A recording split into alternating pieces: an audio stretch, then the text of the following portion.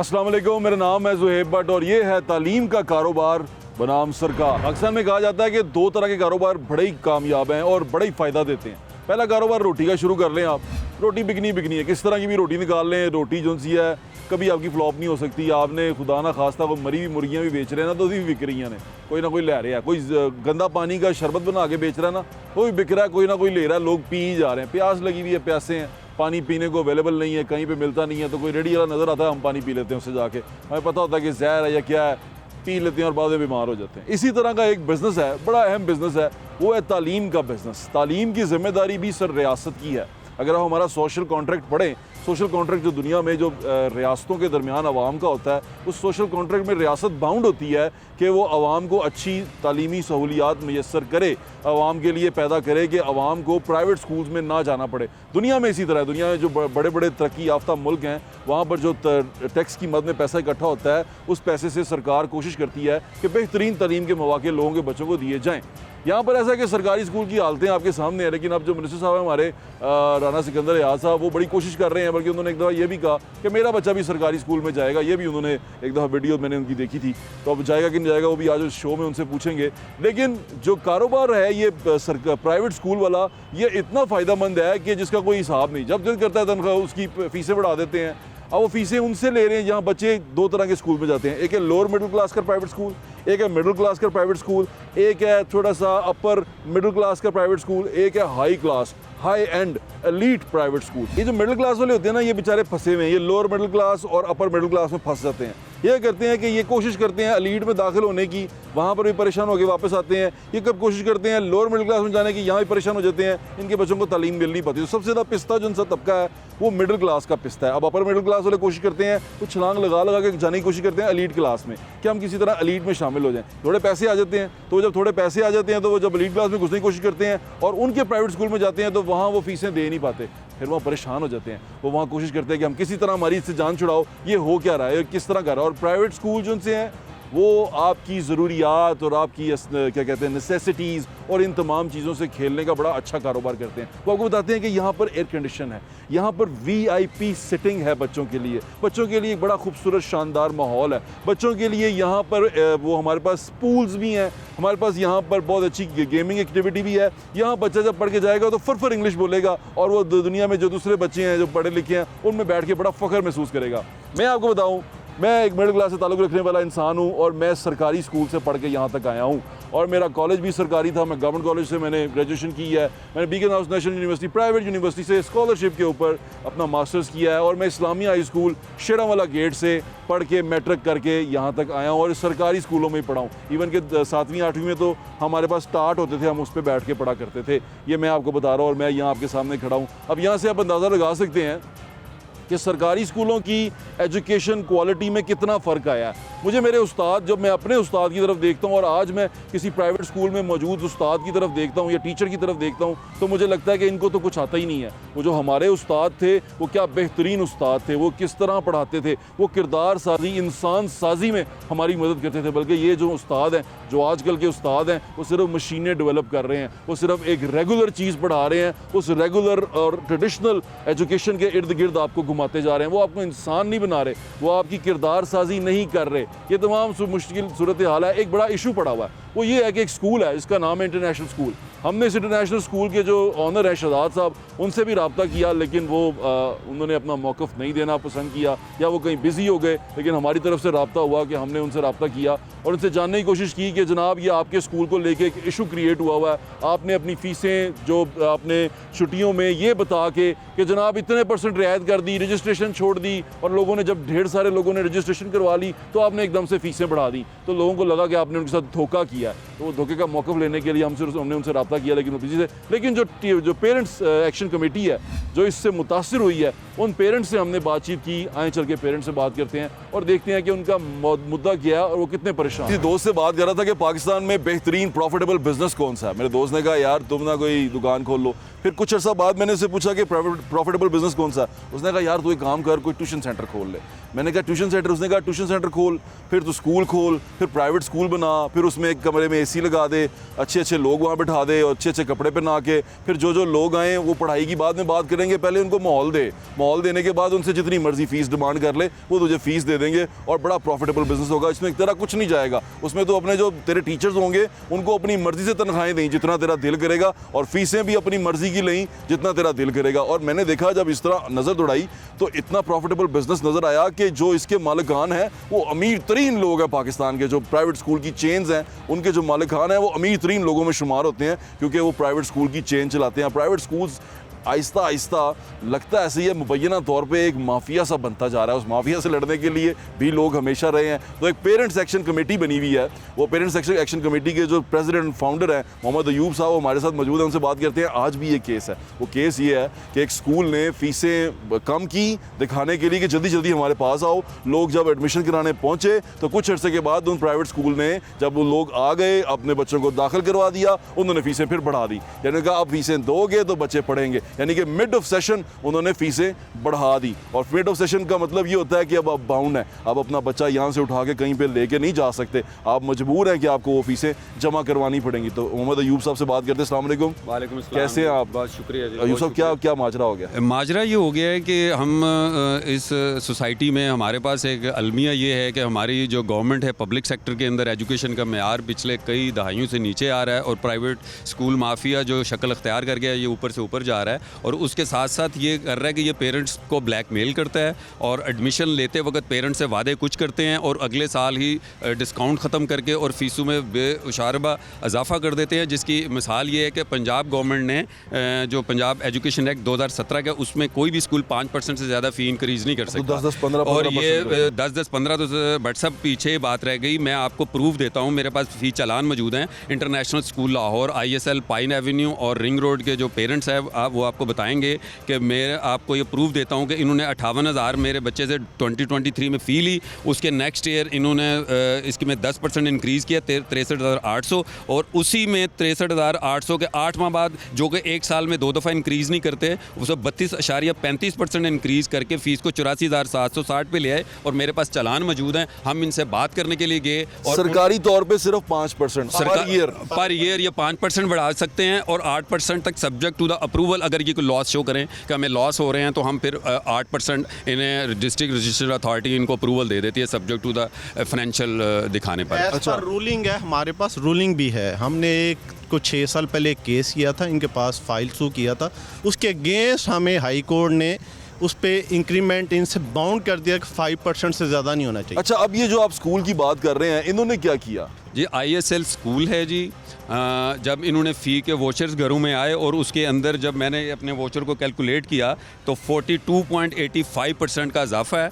ये मैं रिटर्न भी दे रहा हूँ, मेरे पास ये सारी एप्लीकेशंस हैं, फ़ी वोचर्स हैं। जब इनसे बात करने के लिए गए तो इनका एटीट्यूड ऐसे था कि जैसे पेरेंट इनके लिए भैंस या गाय या बकरियां हैं या कीड़े मकोड़े हैं। और इनका इतना इंसल्टिंग बिहेवियर होता है कि वो कहते हैं कि आप अगर अपना बच्चा हम ये ख़वातीन जो उस पे रिसेप्शन पे होती हैं वो करती हैं? नहीं, वो नहीं करते। ये तो प्रिंसिपल साहबा जाके ये सब जब बात होती है तो वो ये बोलते हैं कि अगर आप अपना बच्चा नहीं पढ़ा सकते तो उठा लें बच्चा, हमें तो क्यों पढ़ाते हैं हमारे महंगे स्कूलों के अंदर, हम तो यही फ़ीस लेंगे, हम यही इंक्रीमेंट करेंगे। जो आपका दिल करता है आप जाके DRA से हमारी फ़ीसें अप्रूव्ड है, जाके उनसे बात करें। आज मैं DRA गया था, ठीक है, DRA में इनके लोग भी आए हुए थे और मैंने इनको प्रूव किया। इन्होंने सबसे पहले तो ये कहा ISL पाइन एवेन्यू का हमारा 7 करोड़ का लॉस है, अकाउंट्स हमारे टेस्टेड हैं, आपको हम प्रोवाइड कर देते हैं। मैंने CO साहब को कहा कि सर इनकी अगर एवरेज इनकम भी ले मंथली तो वो 10 करोड़ के करीब बनती है, अगर इनके 4 करोड़ के खर्चे भी निकाले तो 6 करोड़ बनता है। और ये सारा हुकूमती अदारों के नीचे ये सारा सिलसिला पेरेंट्स के साथ इत्तेसाल हो रहा है इनका। और एक खातून जब कोई जाती है तो उसको प्रेशराइज़ भी करते हैं और उसका इत्तेसाल भी करते हैं और फिर व्हाट्सएप ग्रुप में कोई चीज़ें लोग अपनी इलीगल फ़ी के हवाले से आवाज़ रेज़ करें तो उसके बच्चे के निकालने की धमकी भी देते हैं। और ये इसी तरह करते आ रहे हैं, ये मसलसल कई सालों से इस तरह करते हैं। अच्छा, आपने जब ये पंजाब हुकूमत को जब ये CO एजुकेशन के पास गए तो वो क्या कहते हैं? अब उन्होंने क्या केस का क्या किया? CO एजुकेशन को मैंने केस सबमिट करा दिया, प्रूफ भी दे दिया और इन्होंने उनको फेक डॉक्यूमेंट्स जमा कराए थे जो CO साहब ने उसी वक्त ट्रेस कर लिए कि आप मुझे फेक डॉक्यूमेंट्स दे रहे हैं। तो उन्होंने फिर टाइम लेके उन्होंने कहा जी हम मंडे नेक्स्ट। CO साहब ने फिर भी उनको रियायत दी कि आप अव्वल तो केस बनता है हाँ, फेक। फिर मैंने तो यही बताया था, मैंने कहा केस बनता है। फिर इन ये पेरेंट्स हमें लास्ट ईयर बताते रहे कि हमारे पास 8% की अप्रूवल है, पेरेंट्स को बताते रहे। आज सीईओ साहब के ऑफिस से पूछा मैंने, कहा सर लास्ट टाइम इन्होंने कहा था 8% की अप्रूवल है, तो सीईओ साहब ने जब चेक किया तो उनके पास भी नहीं थी, और अपने डिपार्टमेंट से पूछा तो उन्होंने कहा कि नहीं हुई। ये पेरेंट्स को लास्ट ईयर झूठ बताते रहे कि हमारे पास 8% की अब ये जो इतनी सारी हो गई हैं, फीसें बढ़ गई हैं, तो लोग कैसे जमा करवाएंगे? सर ये लोगों अपना सिर्फ पेट काट के ना सिर्फ बच्चों का तनीम पढ़ा रहे हैं। Like I am salaried person, मुझे खुद भी पता है मैं 30% ऑफ माई इनकम सिर्फ एजुकेशन पे एक्सपेंडिचर कर रहा हूँ बच्चों की मद में। अब मादरा के साथ बट साहब आपके प्रोग्राम्स के रेफरेंस से I would request to top management, जो हमारे रूलिंग तबका है, रूलिंग क्लास है, उनसे रिक्वेस्ट करूंगा कि एजुकेशन फॉर सेल नहीं होनी चाहिए, एजुकेशन फॉर कैरेक्टर बिल्डिंग होनी चाहिए। बिल्कुल ठीक जैसे है। हम अपने दौर में, मैं सरकारी स्कूल का पढ़ा हूँ, मैं भी सरकारी स्कूल से हाँ, पढ़ा हूँ। मैं कसूर से बिलोंग करता हूँ। आई एम प्राउड ऑफ कि मैं गवर्नमेंट स्कूल की एक मेरे ब्रॉटअप है। हम इधर अच्छे इदारे में, मैं यूबीएल में काम करता हूँ, एसवीपी हूँ, अच्छी पोजीशन पे हूँ, पर अल्हम्दुलिल्लाह हम उस वक्त 25 पैसे हार्डली फीस होती थी हमारी मंथली। जी, मेरी 6 रुपये थी। एग्जैक्टली हम 25 पैसे में व्हाट्सअप पढ़े हुए। अब व्हाट्सअप यहाँ हम 30-35 हज़ार फीसें पर बच्चे की, पर किड का अपना 30% एंड मंथली इनकम हम एक्सपेंड करके, और बच्चों का वो ब्रॉटअप भी नहीं आ रहा मादर के साथ। बिल्कुल ठीक कह रहे हैं आप। मसला ये कि एजुकेशन फॉर सेल है, और इसको प्लीज़ आपके प्रोग्राम के रेफरेंस से हम ये रिक्वेस्ट करते हैं। नहीं बिल्कुल top ठीक है, management से। आपकी ये बात टॉप मैनेजमेंट तो पहुंचेगी, आप ही कहेंगे। पेरेंट्स इस वक्त ये सोचने पे मजबूर हो गए हैं कि वो अपने बच्चों को स्कूल से निकाल लें और वो किसी और स्कूल ले जाए। लेकिन जितने भी प्राइवेट स्कूल हैं वहाँ प्रॉब्लम यही है कि जिस वक्त आप बच्चों को दाखिल करवा लेते हैं उसके बाद वो उनकी फीसिस राइज हो जाती हैं और बाद में फिर पेरेंट्स के लिए बड़ी मुश्किल होती है। और वो तकलीफ दे बन जाता है। बहुत तकलीफ है। इस सारे माजरे को लेके जाते हैं राना सिकंदर हयात साहब के पास। राना सिकंदर हयात साहब मिनिस्टर हैं एजुकेशन के और खुद को तालीम का सिपाही कहते हैं। देखते हैं कि वो एजुकेशन फॉर सेल का जो बोर्ड लगा हुआ है उसको कब तक हटवाते हैं और कब तक कामयाब होते हैं। उन्होंने अपने बच्चे को वैसे प्राइवेट स्कूल से सरकारी स्कूल में भेजना शुरू कर दिया है, तो देखें क्या आगे बनते हैं। चल के उनसे बात करते हैं।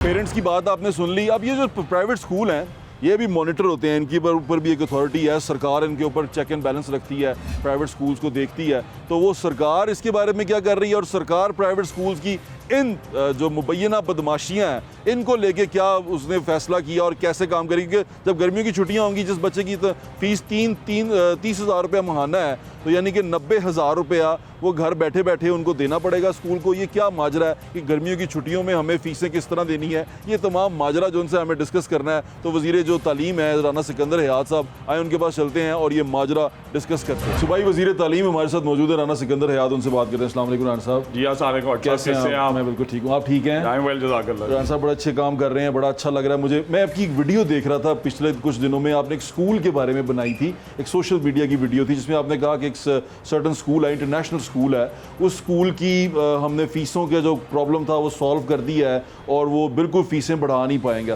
पेरेंट्स जो से परेशान हैं, इन जो हैं स्कूल वाले, हमने इनसे भी रब्ता किया इनका मौक़िफ़ लेने के लिए, लेकिन वो नहीं आए। हमने इनके बाद इनसे पूरा कोशिश की कि ये हमें अपना मौक़िफ़ दे दें, लेकिन नहीं दिया। लेकिन हम आपसे पूछना चाहते हैं कि ये इन्होंने किया क्या है, व्हाट इज़ दिस ड्रामा, ये हो कैसे गया? व्हाट्सएप इसमें सीन ये है कि हमें through provincial assembly Amar Bhatti साहब is a very Ahmad Rashid Bhatti, opposition is a very learned MP. उन्होंने सवाल किया कि उनके बिकॉज उनकी शायद कॉन्स्टिट्यूंसी में कहीं आता है कि अब वहाँ पे फ़ी जो है वो जो 8% अलाउड है उससे बहुत ज़्यादा बड़ी, तो ये मैटर रेफर हो गया स्टैंडिंग कमेटी को। तो मेरे पास कुछ दोस्तों के ज़रिए मैं जब यहाँ पे आया तो मेरे पेरेंट्स ने कांटेक्ट किया कि जी देखें बहुत मसला है। मैंने PCO लाहौर को डिप्यूट किया कि इस पर पहले आप मुझे ज़रा बताएं कि ये है क्या इशू। सो जो उन्होंने मुझे रिपोर्ट दी उसमें ये है कि एक स्कूल ने रजिस्ट्रेशन कराई 3 साल पहले, जिसमें उन्होंने अप्रूव्ड फ़ीस जो है तब अप्रूव करा ली 40,000, बट बिकॉज़ वो नए शुरुआत कर रहे थे और उन्होंने मेहनत की होगी गालिबन, तो उनकी बच्चों की तादाद वगैरह पूरी हो गई। 3 साल या 2 साल बाद उन्होंने कहा कि फ़ीस लेट से उन्होंने इम्प्लीमेंट की हुई थी 28,000। अच्छा। उन्होंने कहा जी हम वो 12,000 दे रहे थे डिस्काउंट, तो वो डिस्काउंट अब ऑफ है और हम देंगे 40,000। तो वो ऑब्वियसली एकदम से बाहर 2-3 बच्चे बढ़ाना मुश्किल वक्त साहब। तो मुझे जो सीईओ ने रिपोर्ट दी है उस पर आई थिंक कि ये फ़ीस इंक्रीज़ जो है ये बिल्कुल हम एक्सेप्ट नहीं करेंगे, एब्सोल्युटली नहीं करेंगे। और मैंने इन पर्सन हेयरिंग के लिए, ताकि उनका अगर कोई ग्रीवियंस है वो फिर दोबारा से पेरेंट के सामने रख दें। आपका मौक़िफ़ ये है कि जो इम्प्लीमेंट हुई है उस पे आप 8% बढ़ा सकते हैं? 8% ये एक लॉ है, इम्प्लीमेंटेड इम्प्लीमेंटेड पे, अप्रूव्ड पे नहीं। यानी कि ये लॉ कहता है ये कि लॉ कहता implemented। है कि इम्प्लीमेंटेड पे आप 8% बढ़ा सकते हैं, क्योंकि अगर आप एकदम से अप्रूव्ड पे इतना जाएं तो फिर आपने पहले डिस्काउंट क्यों दिए। अब अगर बच्चों ने आपको और पेरेंट्स ने ट्रस्ट कर ली है तो please be humble and move according to the law, and if you don't then law will take it. वो जो स्कूल के जो मालिकान हैं वो पेरेंट्स को थोड़ा सा प्रेशराइज करते हैं। वो आपके साथ एक तस्वीर भी उन्होंने खिंचवा ली बातचीत करते हुए, उन्होंने कहा हमारी तो बड़ी अच्छी बातचीत है इनके साथ, तो हम तो कर लेंगे। क्या प्रेशर में आ तो नहीं जाएंगे आप? बट साहब आपने मुझे देखा कि मैं पिछले साल डेढ़ में प्रेशर में नहीं आया, बट मेरे दरवाजे हमेशा हर किसी के लिए खुले होते हैं, और ये ज़रूरी है क्योंकि प्राइवेट सेक्टर की भी कॉन्ट्रीब्यूशन है। बिल्कुल ठीक है। तो उनका पॉइंट ऑफ व्यू सुनना, क्या आपका वो मेरे एक लॉयर दोस्त हैं, उन्हें लेके मेरे पास आए, मैंने उन्हें भी श्योर किया कि आपसे ज़्यादती नहीं होगी, बट मुझे पहले केस समझने दें। बट स्टैंडिंग कमेटी की मीटिंग बार कैब डिफ़र हो गई, बट मैंने सैटरडे वाले दिन पर्सनल हेयरिंग रखी हुई है आखिरी, कि अगर कोई और पॉइंट ऑफ व्यू है आप हमें कन्विंस करें, वरना फिर हमने तो डिसीजन यानी पेरेंट्स के साथ ज्यादती नहीं होने देंगे। एब्सोल्युटली नहीं अच्छा, होगी। एक बात, एक सवाल यहाँ बड़ा अहम उठता है। आप, मैंने देखा आपने अपने बेटे को सरकारी स्कूल में दाखिल करवाया, क्या ऐसा हुआ? जी हुआ है। आपने उसको सरकारी स्कूल भेजा। सरकारी स्कूल, मैं सरकारी स्कूल से पढ़ा हुआ हूँ। एक सरकारी स्कूल में जो पढ़ाई का जो लेवल होता था ना, अब ऐसा लेवल नज़र नहीं आता। मैं आपके इलाके में ही, आपको याद होगा, वो पे एक फट्टा, क्या नाम था उसका, थड़े के स्कूल में गया था। वहाँ एक ही टीचर था, वो नौजवान आदमी था, मुझे बड़ा अच्छा लगा उसको देख के कि वो मैट्रिक को भी पढ़ा रहा था, 8वीं को भी पढ़ा रहा था, और वो एक ही सबको पढ़ाई जा रहा था। लेकिन इस तरह के हमें 5-6 नौजवान हर इलाकों में होंगे, क्या हम उनको इस तरह इंगेज नहीं कर सकते? बट सबसे मसला ये हुआ कि निज़ाम तालीम में ना सज़ा और जज़ा का निज़ाम ख़त्म हुआ। सो मैं और आप दोनों टीचर हैं, आप सारा दिन पढ़ाते हैं, मैं सारा दिन किसी पार्लियामेंटेरियन की, किसी ऑफिसर की, किसी CEO की, DO की गाड़ी में रहता हूँ, और सर आप बड़ा काम कर रहे हैं। अब आप पढ़ा रहे हैं, आपकी भी उतनी तनख्वाह, और जो नहीं पढ़ा रहा उसकी भी उतनी तनख्वाह, बल्कि आपसे ज़्यादा बोनसेस वो ले जाता है, बिकॉज वो करीब है उन ऑफिसर के। सो सज़ा और जज़ा जब तक किसी निज़ाम में ना आए, देखें आपको बेशक शाबाश मिले बट मिलनी चाहिए। सो वो हम पहली दफ़ा लेके आए, हमने 100 टीचर्स अवार्ड किए हैं। अब हम टीचर्स की सर्टिफिकेशन शुरू कर रहे हैं। उसके बाद जो हमारे टीचर्स हैं, आपने देखा TNA पे बड़ा केओस क्रिएट हुआ कि हम टेस्ट नहीं देंगे। हमने कहा चले ना दें, बट बच्चे टेस्ट करना तो हमारा राइट है ना। व्हाट्सअप आप टैक्स पेयर्स के पैसे लगा रहे हैं। सो अब हम बच्चे टेस्ट करेंगे, उन्हें असेस करेंगे, बट आप वाली बात कि वो मोटिवेशन टीचिंग कम्युनिटी की तरफ से आनी चाहिए। अब वो बेहतर हो रही है क्योंकि अच्छे टीचर्स को आगे आने का मौका मिल रहा है, अच्छे ऑफिसर्स को मेरिट पे आगे आने का मौका मिल रहा है। अब ग्रेजुएटली इस तरह फॉर एग्जांपल खानेवाल के अंदर हमारे 500 स्कूल्स ऐसे हैं जो कम्युनिटी ने, अलमनाइज ने और टीचर्स ने मिल के सोलराइज कर दिए। 500 स्कूल्स, ठीक है। अटक डिस्ट्रिक्ट के अंदर करीबन 111 हैं। इसी तरह साहिवाल के अंदर हमें एक बहुत कमाल लैब बना के दे रहे हैं। मुल्तान के अंदर ट्रांसजेंडर स्कूल्स में इंक्लूडेड हमें कोई 50 लैब्स डोनेट कर रहे हैं। फैशन मशीनरी, तो इसलिए मैं समझता हूँ कि ओवरऑल उन पॉजिटिव टीचर्स को अब आगे लाने से शायद टीचिंग कम्युनिटी में, और हम टीचर्स के जो TNA के टॉपर थे हमने स्कॉटलैंड लेके गए, हमने साबित किया कि हमने आपको निकालना नहीं था, बट काबिल को हम लेके भी गए। अब सारे कह रहे हैं कि काश हम भी दे देते। सो अच्छों को अप्रिशिएट करना, ट्रेन करना, रिवॉर्ड करना, शाबाश ही दे देना, और ये जो तो बड़ी बुरे अच्छी हैं, बात है। और जो बुरे हैं फिर उन्हें उनका व्हाट्सअप देखे ना। लाहौर में मैं आपको मोटिवेशन मिलती है। 109 टीचर लाहौर में ऐसे हैं जो बैरून मुल्क हैं और तनख्वाह ले रहे थे। वाह। सो देखें, ये एक ज़िले की बात है, यहाँ पे 40 ज़िले हैं, तो एक एक चीज़ अब हम ERP पे ला रहे हैं। बट इस निज़ाम में जज़ा और सज़ा आ गई तो इंशाल्लाह ये ठीक हो। इंशाल्लाह। राना साहब आप बड़ा सा काम करें। एक और सवाल, 3 महीने की छुट्टियां हो गई हैं, अब समर वेकेशन हो गया, इसमें फ़ीसें जाती हैं, और प्राइवेट स्कूल जो बड़ी फ़ीसें लेते हैं वो फ़ीसें लेते हैं। हालांकि पहले मद में लेते हैं कि AC चलता है, खर्चा है सारा, लेकिन अब जब स्कूल बंद हो तब भी वो वही फ़ीसें लेते हैं। इसका क्या करेंगे आप? सर देखिए, इसमें 2 पॉइंट ऑफ व्यू हैं। एक तो ये है कि कुछ स्कूल्स जो हैं वो एट पार सर्विस भी देते हैं। सो अलमिया ये है कि आज तक आपने स्कूलों को कैटेगराइज ही नहीं किया। आपको सिकंदर ने कह दिया वो स्कूल अच्छा है, मेरा बेटा जाता है, आपने 2 साल वो ट्राई किया, आप फिर आगे चले गए। So what the learning outcomes of the children of the school are, number 1। Number 2, इससे पहले एक और बेसिक स्टेप आता है कि 10% बच्चे इस मुल्क के आइन में 1973 के कॉन्स्टिट्यूशन में जो चीज़ें एम्बेडेड हैं कि 10% बच्चे हर प्राइवेट स्कूल ने फ्री पढ़ाते। अच्छा, हर प्राइवेट स्कूल में वो पढ़ाते हैं। सो अब जो हमें इन्फॉर्मेशन है वो ये है कि मुझे आपको oblige करना है, तो हमारे बच्चे उस कैटेगरी में डाल दिए। अपने स्कूल टीचर्स जो हैं उनके बच्चे उस कैटेगरी में। लॉ ये कहता है कि आपने 10% बच्चे फ्री पढ़ाने और वो डिजर्विंग होने चाहिए। सो इस साल सबसे पहले मैं वहाँ से शुरू कर रहा हूँ। फिर दूसरा मैं आपके साथ हूँ उसमें, मुझे बड़ा इंटरेस्ट है इसको और हम जानने देखना चाहेंगे कि वो कौन लोग हैं। हाँ, हम भी देखना जो चाहेंगे। 10% बच्चे फ्री पढ़ा रहे हैं, इस मुल्क की अशराफियाँ हैं, वो डिजर्विंग है। मेरे को होने तो कौन है? डिजर्विंग चाहिए थे। बिल्कुल ठीक वो है। रिफॉर्म, दूसरा रिफॉर्म ये व्हाट्सअप, क्योंकि हमारे पास भी ऑल्टरनेट ऑप्शन नहीं है। होता क्या है कि आप पेरेंट हैं, आपने कंप्लेन कर दी, मिनिस्टर ने एक्शन कर दिया, वो एक्शन एक दफ़ा हो गया, पहली तो बात है होगा ही नहीं, मिनिस्टर्स अप्रोच हो जाते हैं। ठीक है। चलें, अगर मेरे जैसा कोई कभी आ ही गया, उसने एक्शन कर दिया, तो वो फिर आपको पकड़ लेंगे, आपके बच्चे को पकड़ लेंगे। और ये हो रहा है इस सोसाइटी में। आपने देखा कि जो कंप्लेनेंट है उसके बच्चों को और उसके साथ जो बिल्कुल। ट्रीटमेंट होती है, बिल्कुल ऐसे है। उस खौफ से शायद पेरेंट्स भी, और कुछ पेरेंट्स भी अंडी हो जाते हैं समटाइम्स।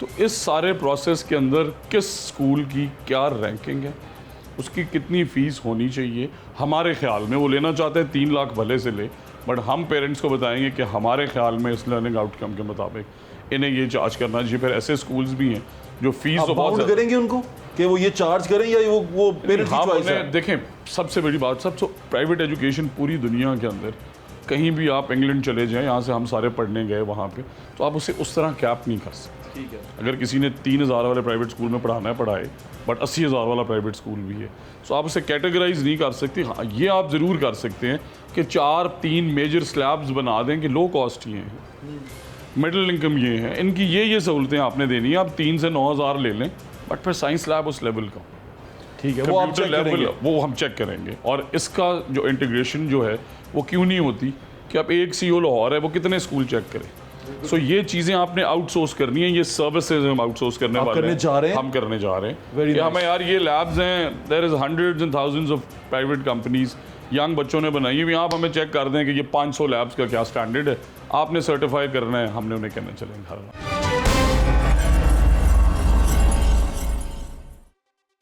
राना साहब, ये जो स्कूलों ने एक बदमाशी सी क्रिएट कर दी हुई है प्राइवेट स्कूल्स ने, वो ख़त्म होती नज़र आएगी हमें? हम सब देखें उसकी, मैं आपको बेसिक का, मैंने आपको इस तरह कहा ना कि आप जिस स्कूल से पढ़े, आप आज अल्हम्दुलिल्लाह देखें यूर अ सक्सेसफुल मैन। अल्हम्दुलिल्लाह। बट प्रॉब्लम ये सिर्फ आ रही है कि हमें उस लेवल की जो हमने कहानियाँ सुनी जब मैं मिनिस्टर बना, तो उस आप लेवल, सरकारी स्कूल से पढ़े हैं? मैं सरकारी स्कूल में 1.5 साल पढ़ा हूँ, हम मैंने भी भी सरकारी तख्तियाँ स्कूल में लिखी पढ़ा हैं। वो मुश्किलें जो हैं, अगर मैं भी ना बर्दाश्त करता तो शायद आज मैं यहाँ ना पहुँच सकता, बट आज इस आयशों की तरफ ज़्यादा हमारा ज़हन है। बट सबसे बड़ी बात यह है कि तलें कम से कम तब क्वालिटी थी। ठीक है। अब हालांकि quality नहीं। आज भी आप देखें कि ट्रांसपेरेंट एग्जाम हुए तो 9 में से 6 बोर्ड टॉप सरकारी स्कूलों के बच्चों ने, ऐसे ही है। बट ये बड़े स्केल पे नहीं है, ये नंबर छोटा होता जा रहा है। ऐसे ही तो है। मे भी 10-15%, बट उसकी रीज़न किया 5वीं का एग्ज़ाम ख़त्म कर दिया, 8वीं का एग्ज़ाम ख़त्म कर दिया, और सब हम जो पढ़ने मिडिल खत्म कर 5th के एग्ज़ाम का यार एक रोब था थोड़ा सा, जी, मिडिल असेसमेंट होनी चाहिए, बट प्राइमरी का पेपर होता था। फिर उसके और बाद फिर- आप एलिमेंट्री देखें, आप ग्रेड 8 के अंदर आपका 92% रिजल्ट है और ग्रेड 9 में आपका 36% है। वही बच्चा 8वीं में 92 ले रहा है, और ये क्रॉस द बोर्ड है, बिकॉज 8वीं में असेसमेंट आ गई, वो टीचर नहीं पढ़ाया, उसी ने असेस किया, उसी ने वहाँ डंप कर दिया। अब ये चीज़ें हम आउटसोर्स कर ठीक है। कि यार असेसमेंट, टीचिंग टीचर का काम है, असेसमेंट जो है बाहर का है, करेगी। एटलीस्ट ग्रेड 8 के सीरियस लेवल पे आउटसोर्स करें। आप बोर्ड्स ले आएँ, आप आगा खान बोर्ड ले आएँ, आपने सर्विस के पैसे देने हैं, आप उससे ज़्यादा पैसे भी लगा रहे हैं। तो मेरा ख्याल है ये 2-3 चीज़ें जो है ना, जिससे बेहतर होगा, जिससे बेहतर होगा क्वालिटी और हमारी। फीस 3 महीने में देखें, आप 15 स्कूल और में ऐसे बनाए ना जो उनके लेवल के हैं, ठीक है। तो उन्हें अच्छा, जब आपको वो तालीम फ्री मिल रही है तो आप 40,000 क्यों देंगे? बिल्कुल ठीक अब है। हमारे सेंटर ऑफ एक्सेलेंस में आए, जब मैंने यूसुफ को दाखिल कराए, वहाँ पे एक मैडम चीफ मिनिस्टर को, एक आपकी इंडस्ट्री से था, वो फिल्म मेकर था या फिल्म डायरेक्टर था, उसने कहा मैंने 2.5 लाख रुपए एडवांस दे दिए थे किसी प्राइवेट स्कूल में। जब मुझे पता चला तो मैं रैंडमली आया, मेरी बेगम ने कहा तुम पागल हो, सरकारी इदारा ऐसा हो सकता है? वो अपनी बेगम को ले आया, तो बेगम ने पैसे वापस करवाए कि भाई ये इदारा बेहतर है। लोगों को कॉन्फिडेंस आएगा। अब मुझे भी सब कहते हैं कि सरकारी स्कूल, ओए तो नहीं, ये क्या बहुत सरकारी स्कूल अच्छे क्यों नहीं है? सो अब ये अच्छी early बिल्डिंग्स years- हैं, अच्छी बिल्डिंग्स हैं, बड़ी बिल्डिंग्स हैं और प्राइम जगहों पे हैं। अगर ठीक हो जाए तो मेरे ख्याल से उससे बेहतर जगह एसएमसी वही। में देखें वही रिफॉर्म्स। सो बेसिकली एक सबसे बड़ा रिफॉर्म जो मैडम चीफ मिनिस्टर ने किया कि कंप्यूटर ख़राब हो गया, डीओ को लिखो, सीओ को लिखो, वजीर फंड देगा। भाई 20,000 का कंप्यूटर है, स्कूल में इतने तो पैसे हों, पंखा ख़राब हो गया, दीवार गिर गई, टीचर नहीं है, व्हाट्सअप तो रख लें मार्केट से फ़ौरन, दे सैलरी डिपार्टमेंट। तो ये मैकेनिज्म सारा लेके आ रहे हैं कि ये नहीं हो सकता कि 3 साल से साइंस टीचर नहीं है। What are we doing? So इंशाल्लाह from this year on rationalisation से हम ये सारी चीज़ें और एड्रेस। पैसों का जो प्रॉब्लम आ रहा है वो अब क्लियर हो जाएगा।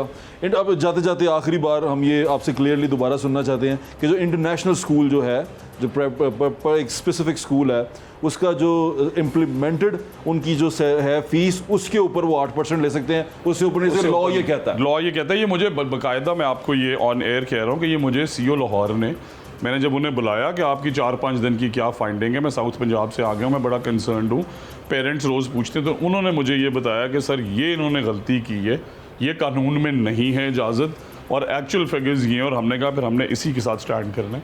अब मैंने सैटरडे को इन पर्सन बुलाया है कि sir this is the whole situation, ये मेरा मसला नहीं है, बट पाकिस्तान की आवाम का मैं वज़ीर हूँ, मैं जवाब दे हूँ, हमने इंश्योर कराना है कि बच्चे भी इक्वली इंपॉर्टेंट है, तालीम भी, बट कानून कानून है। राणा साहब, हमारी नेक तमन्नाएं दुआएं आपके साथ। Thank you so much for your time.